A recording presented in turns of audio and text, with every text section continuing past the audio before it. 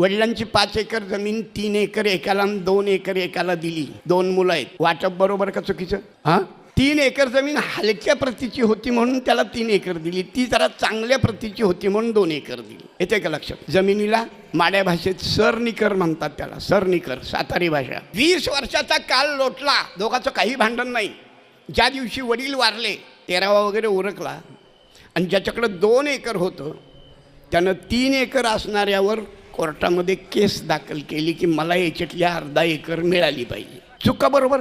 चूकच आहे बाबा. यांनी कोर्टामध्ये केस दाखल केली, त्यांनी कोर्टामध्ये वकील केला वगैरे वगैरे, बरेच दिवस झाले.